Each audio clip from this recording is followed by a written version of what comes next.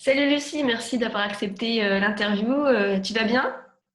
Oui, très bien. Merci à toi de m'accueillir sur ta chaîne. Alors, je trouve ton parcours super intéressant et ta spécialisation aussi très intéressante. Et j'avais quelques questions à te poser. Et la première, bien sûr, c'est est-ce que tu pourrais te présenter rapidement?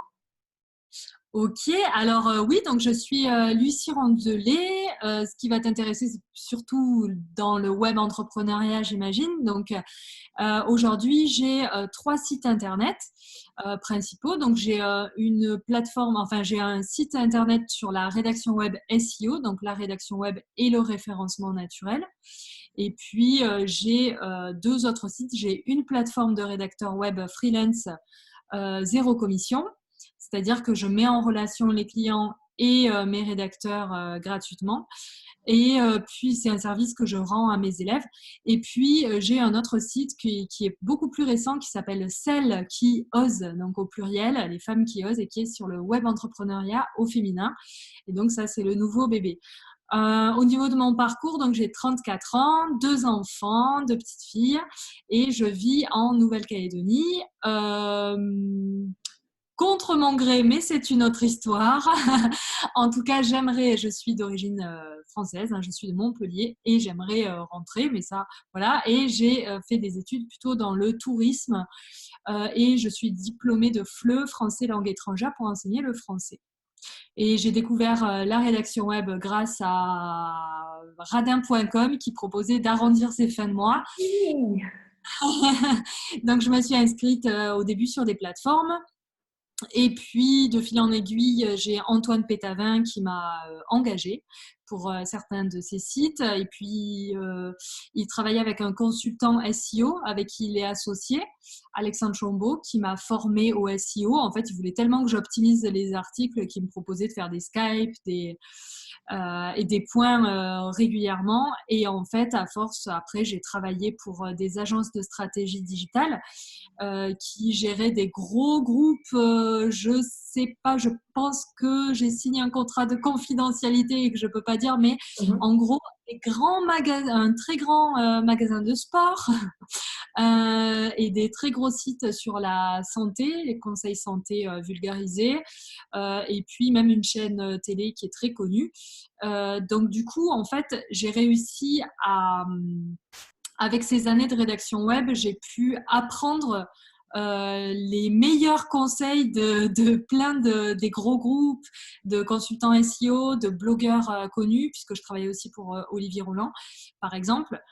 Et puis, eh ben, en fait, je me suis nourrie comme ça de tous les meilleurs conseils. Et après, ensuite, ben, j'ai eu l'idée de créer ma formation en e-learning pour devenir rédacteur web freelance.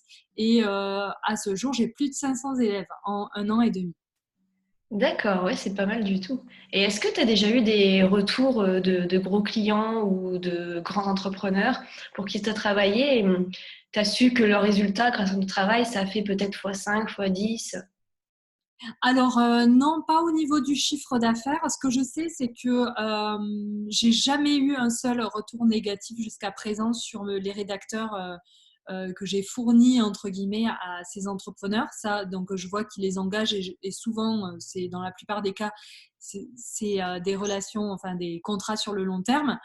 Ensuite, par contre, c'est les rédacteurs web permettent pas d'avoir un résultat fois 5, fois 10 comme tu le dis.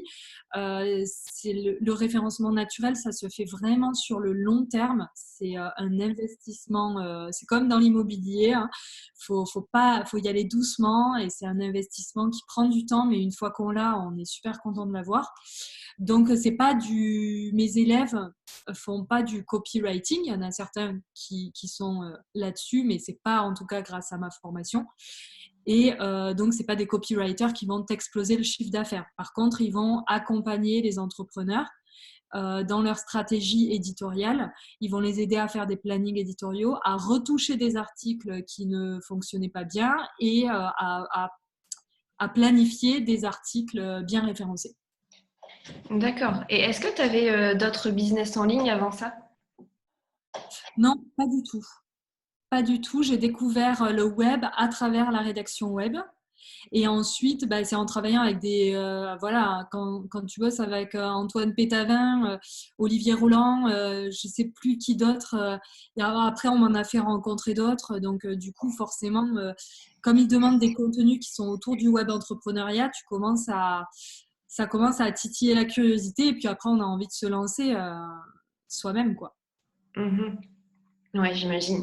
Et t'expliquais dans une de tes conférences que tu as mis en ligne sur ta chaîne YouTube que bah, on est beaucoup en fait à penser que le plugin SEO by Yoast c'est le meilleur et que si tout est OK au niveau du vert, c'est sûr qu'on va avoir des résultats. Et toi, tu dis que pas forcément parce que ça reste un robot, donc c'est à ses limites et que bah faut se mettre surtout quand même à la place d'un humain et ça sera difficile de faire mieux que le robot et enfin de faire moins bien. Enfin, t'as compris?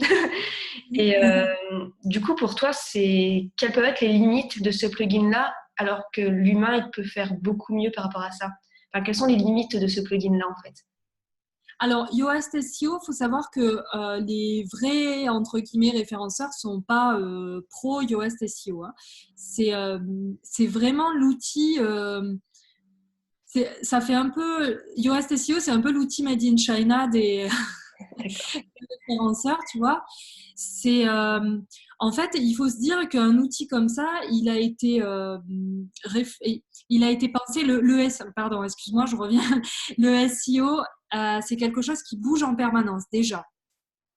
Et en plus, on a des bonnes pratiques, mais on n'a pas on ne sait pas exactement ce qu'il faut faire. Il n'y a pas de manuel du SEO, ça n'existe pas. Les consultants, les référenceurs, ce qu'ils font, c'est qu'ils analysent des sites et en fonction de leurs analyses, ils en font des déductions et à partir de ces déductions, ils créent des logiciels. Yoast SEO, avant d'être créé, développé, commercialisé, enfin mis en ligne sur WordPress, eh ben, il faut forcément des mois. Il n'a pas été fait hier. Et quand tu vois l'évolution du SEO, un exemple tout bête, quand j'ai enregistré ma formation, au moment où j'ai fait mon cours sur les métadescriptions, elles sont passées de 160 mots ou caractères, 160 caractères à 320. Et à la fin de ma formation, 3 mois après, quand je l'ai mise en ligne, eh ben, on était repassé à 160 caractères pour les métadescriptions.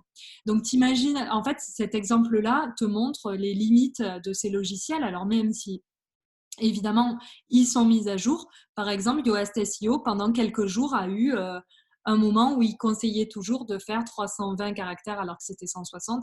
Et il y a toujours un temps d'adaptation. Déjà ça. Et ensuite, ce logiciel, je me suis amusée parce que je voudrais faire une vidéo là-dessus. Mais en même temps, je ne veux pas trop taper sur Yoast SEO. C'est une entreprise qui a besoin de vivre aussi. Mais je me suis amusée à aller voir mes articles qui apparaissent dans les premiers résultats de Google.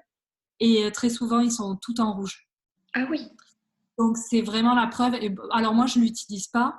J'ai remarqué qu'il y en a plein qui sont complètement obsédés par Yoast SEO parce que je coach pas mal de blogueurs. Et ils me disent, oui, mais tout est en vert sur Yoast SEO sur mon site et pourtant, j'ai un mauvais référencement. Ben oui, parce que ça ne sert à rien, je pense. Je pense. Mhm. Et pour toi, est-ce que c'est encore du sens de faire des articles qui pointent vers ton site internet comme des articles invités? Est-ce que ça marche toujours ou c'est une idée reçue? Ah non, non, faire des backlinks, c'est super important. Ce qu'il faut, c'est que ce soit dans la même thématique que la tienne, enfin que celle du blog, et que ce soit un site puissant. Parce que si tu as 20 backlinks de sites qui génèrent 4 visites par jour, ben, ça peut limite plus te porter préjudice Mhm. qu'autre chose. Mieux avoir, si, imagine, tu as Le Monde ou Huffington Post, des choses comme ça qui pointent vers ton site, ben là, ça te fait un backlink de fou. Moi, par exemple, avec ma plateforme de rédacteur, la rédac du web, on a beaucoup de contenu optimisé, mais aujourd'hui, on n'a pas du tout encore commencé la campagne de backlinking. Et je pense que le jour où on aura 2 ou 3 backlinks déjà de qualité, ça va faire exploser le référencement. Mais encore faut-il les trouver dans la même thématique parce je ne sais pas qui va vouloir nous faire des backlinks sur une plateforme qui concurrence quand même beaucoup d'agences de stratégie digitale et des plateformes de rédacteurs web qui prennent des commissions et qui ne sont pas super enchantés qu'on soit là, quoi. Mhm. D'accord. Et donc, tu as deux formations, enfin, tu as deux formules. Tu as la formule origami et liberté, c'est bien ça? Alors, finalement, maintenant, on va dire que j'ai 3 formules parce qu'il y a une troisième formule qui est disponible sur Celle qui ose, mon autre site. Et donc, j'ai origami, je l'ai appelé origami, je ne sais pas si tu connais les pliages Oui. japonais, où il faut absolument que tu aies fait tous les pliages pour arriver à un résultat. Si tu loupes un pliage, tu n'as pas ton résultat. Ah, Donc, d'accord. Ok. j'ai appelé ma formation origami déjà parce que j'adore le Japon et aussi donc pour cette raison-là parce que j'estime que il faut suivre ma formation de A à Z. Il y a plusieurs personnes qui m'ont demandé qu'un module ou de suivre la moitié. Je refuse et systématiquement on me dit quand j'ai refusé, après on me dit bah, tu as bien fait parce que finalement j'avais besoin du premier module et donc j'ai des retours là-dessus. Origami, c'est une formation qui est ultra complète avec énormément d'accompagnement. Donc c'est ma formule premium. Les élèves sont suivis de A à Z. Mais très souvent, la formation est complète, très en avance. Par exemple, là, la rentrée du 1er octobre est complète alors que j'ai fait 0 pub. C'est juste naturellement, en voyant mes offres, que les élèves ont contacté mon assistante qui les a préinscrits. Et quand j'ai envoyé un email aux préinscrits, bah, ça a été très vite rempli parce que je prends que 45 élèves par session origami. Donc la prochaine aura lieu en printemps 2020, mais il y a déjà des préinscrits. Waouh. Donc origami, c'est chaud. Et sinon, j'ai la formule liberté qui, elle, comme son nom l'indique, offre plus de liberté. Tu peux t'inscrire n'importe quand dans l'année. Et là, par contre, il n'y a pas de suivi, le même suivi des élèves.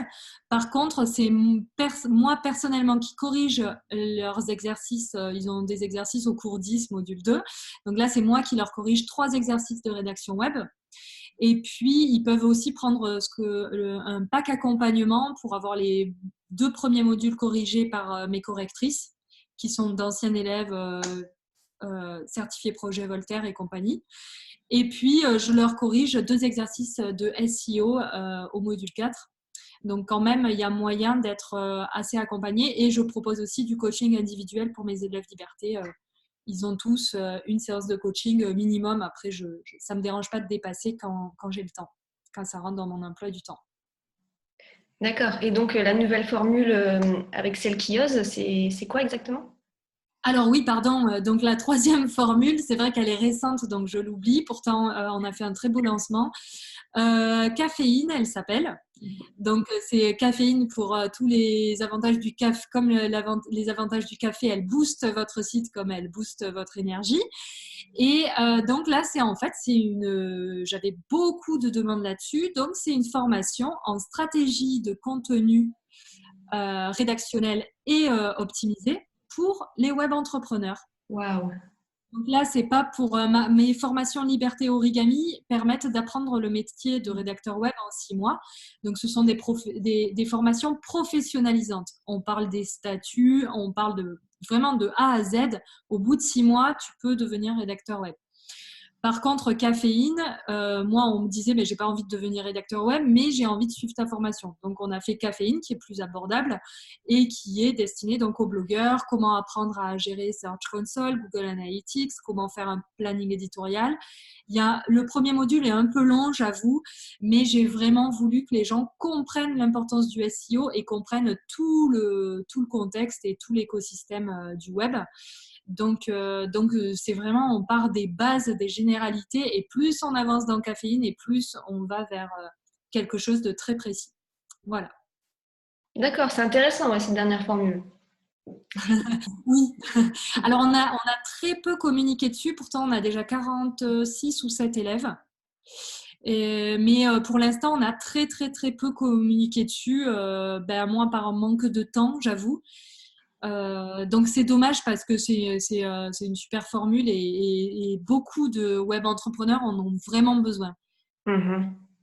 Quand je vois les sites, je vois les carences et c'est clair qu'il y a besoin. Et donc, tu as créé aussi la rédac du web où on peut trouver des rédacteurs web et enfin mettre en lien les rédacteurs web et ceux qui cherchent des personnes pour rédiger leurs articles. Et donc, il y a combien de rédacteurs web à peu près sur cette plateforme-là? Alors, pour l'instant, je ne sais pas, j'ai jamais regardé combien il y en a. Il n'y en a pas beaucoup par rapport à mon nombre réel d'élèves. Mhm. Il y en a peut-être, je pense, une cinquantaine qui a fait le profil, parce qu'il faut prendre le temps de faire son profil, de rédiger, tout ça, donc ils l'ont pas tous fait. Figure-toi que pour la rédac du web, je suis ces jours-ci sur un nouveau projet avec un développeur pour faire de la rédac du web une plateforme comme Malte, où les clients régleraient directement les rédacteurs sur la plateforme pour que les rédacteurs soient assurés de recevoir Oui. le prix, enfin leur prestation. Et c'est une plateforme qui ne serait réservée qu'à mes élèves, ce qui permet d'éviter les commissions. Mhm, d'accord. Et ce qui est intéressant, c'est que c'est un peu sous forme de devis, je trouve. Enfin, on demande si on veut un rédacteur qui a plus de 4 étoiles, combien de mots on veut, quel est le prix du mot à peu près. Donc ça, c'est super précis et c'est super intéressant. Et du coup, en fait, je voulais regarder aussi pour le faire moi-même, pour trouver des rédacteurs web pour mon site internet. D'accord. Voir Alors attends, des qualités. si tu laisses ça dans l'interview, tu vas crouler sous les propositions. Ah oui? Parce que, oui, oui, il démarche beaucoup, donc tu risques d'avoir beaucoup d'emails. Mais oui, je peux te trouver quelqu'un. Pour que tu prennes mes élèves, je vais te trouver quelqu'un. Cool. Et quand quelqu'un a suivi ta formation et qui donc il est débutant, mais il a quand même bien suivi la formation, combien il peut espérer pour écrire un article d'environ 1000 mots? Combien c'est à peu près le tarif? Alors, c'est une question qui est ultra délicate, les tarifs en rédaction web, parce qu'en fait, on n'a pas de grille tarifaire officielle. Et du coup, ça dépend de plein de paramètres. Il y a des rédacteurs qui vont facturer à l'heure, il y en a qui vont facturer au mot, il y en a qui vont facturer au forfait. Moi, je dirais que pour un article de blog lambda qui demande peu de recherche, tu peux tabler dans les 6-8 centimes le mot. Et puis après, si tu veux des articles optimisés, un planning éditorial et tout, il faudra aller chercher un petit peu plus loin. Si tu veux un article juridique avec des grosses recherches qui demandent voilà, une veille plusieurs jours avant, enfin des vraies recherches, on peut aller jusqu'à 30 voire 40 centimes le mot quand il y a une demande de vraie expertise. Par exemple, moi j'ai une élève qui est une ancienne avocate, elle fait des articles vraiment d'une qualité, enfin, elle a plein de connaissances. Et puis voilà, j'en ai une qui est naturopathe, donc qui va être super calée. Donc après, ça dépend de la personnalité du rédacteur et de sa spécialité, de ses compétences. Et aussi des exigences du client. Il y a des clients qui vont demander plein de retouches. Ben, dans ce cas-là, s'ils font beaucoup d'allers-retours, soit ils choisissent un rédacteur à qui ils ne demandent pas de retouches, soit s'ils sont très exigeants, mais pas dans le bon sens du terme, dans le sens où ils demandent des retouches parce qu'ils ont oublié de dire ci et ça dans le briefing, mais dans ce cas-là, ils doivent payer le rédacteur plus cher parce ils lui font perdre du temps, tu vois. Donc, c'est important aussi de préparer des briefings très clairs pour les rédacteurs. Et j'en profite pour dire que moi, mes rédacteurs, enfin mes élèves, n'ont pas besoin de briefing. Si vous leur donnez carte blanche, ils sont complètement capables de vous faire le planning éditorial et de vous préparer tous les articles optimisés.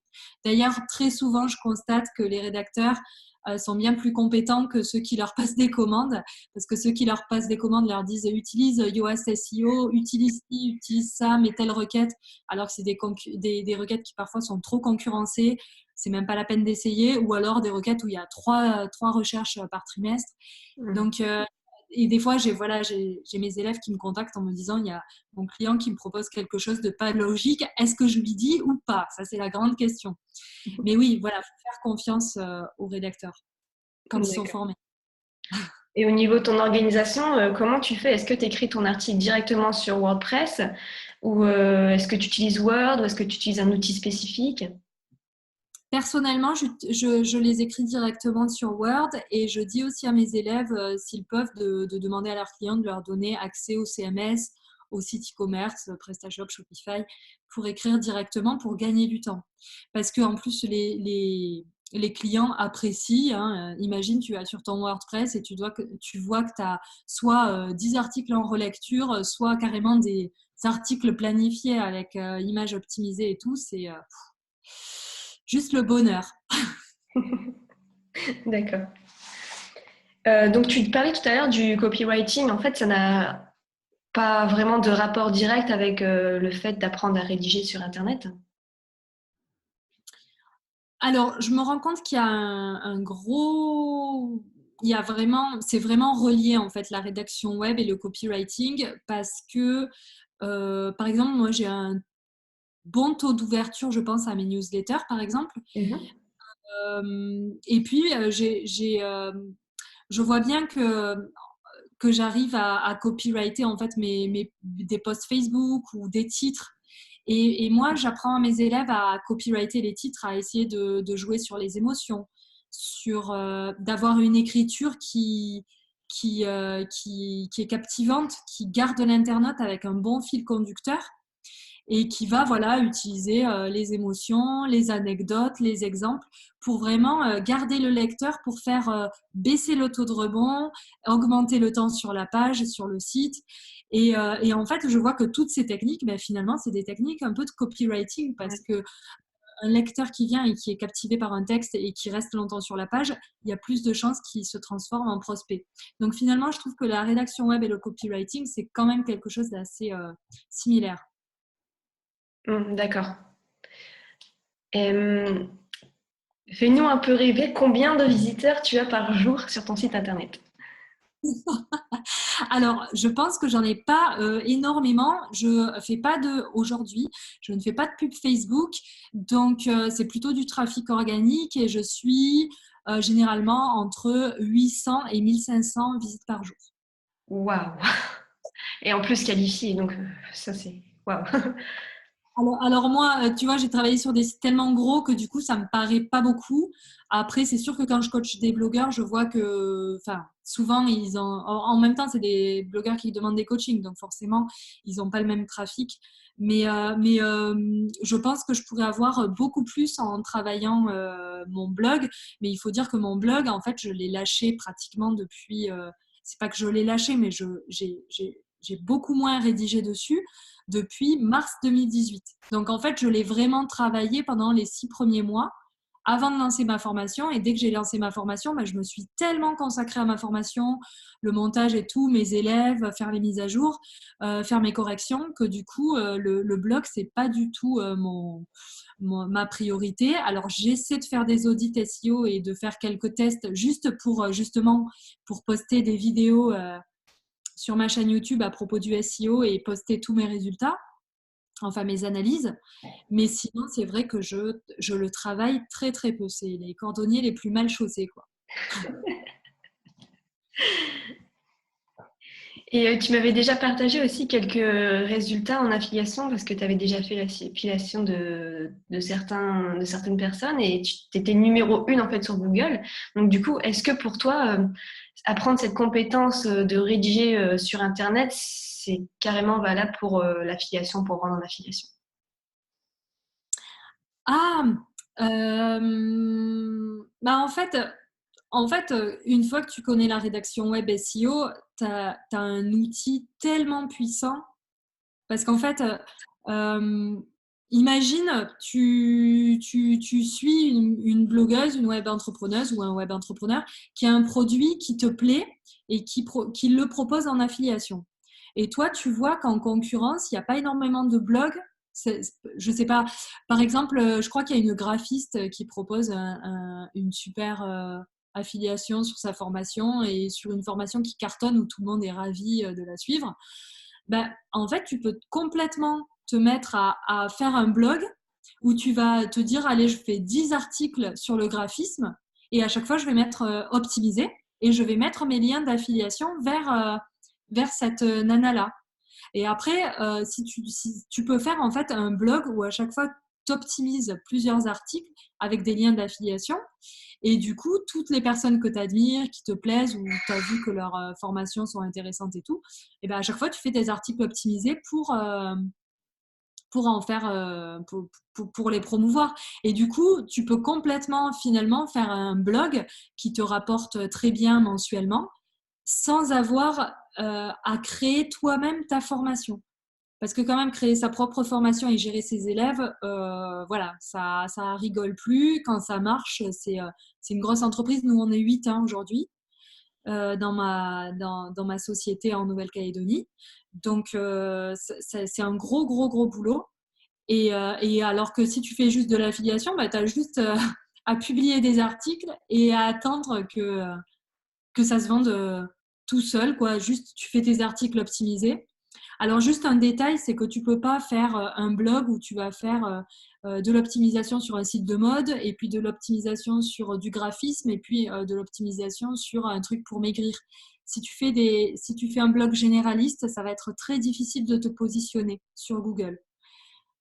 Donc, il vaut mieux choisir une thématique. Par exemple, tu peux faire rédaction web, copywriting, blogging professionnel. Et là, tu es affilié à Stan Leloup, Olivier Roland et je ne sais pas quoi. Ou alors faire un blog sur l'immobilier. Et là, tu es affilié à Michael Ferrari, Yann Darwin et tous les plus gros, tu vois. Donc, il faut trouver une niche et après proposer toutes les affiliations des formations qui t'intéressent. Et là, tu n'as plus qu'à travailler tes articles. Ouais. D'accord, donc en fait, tu conseilles pas de faire un blog généraliste parce qu'il y a beaucoup en fait de personnes qui font des sites qui s'appellent avis formation d'entrepreneurs. Et en fait, dedans, ils vont mettre toutes les formations des entrepreneurs dans plein de thématiques. Toi, tu conseilles plutôt de faire un blog par thématique précise. Bah, le truc, c'est qu'à vie formation, vu que tout le monde a cette idée, ça devient très difficile de se positionner. Donc du coup, moi je conseille plutôt d'être un petit peu plus malin et voilà d'essayer de se positionner sur des niches avec plusieurs formations. Et en fait, c'est comme tout quoi. Plus tu es généraliste et moins tu touches finalement de personnes, enfin en tout cas sur Google, plus c'est difficile de te positionner.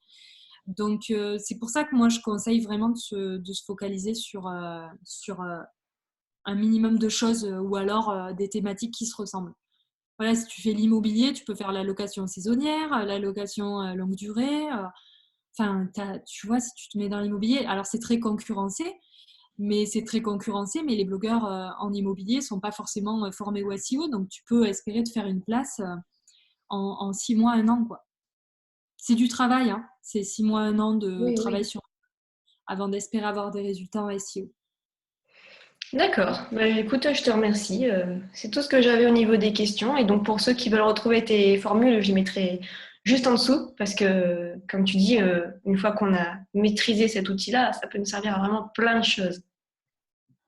Ouais, vraiment, oui. D'ailleurs, j'ai plein d'élèves qui ont envie de faire autre chose après. Il y en a plein qui ont fait leur blog et qui partent sur d'autres idées parce qu'ils ont des passions et qu'ils ont envie de les partager. Et voilà, et c'est top.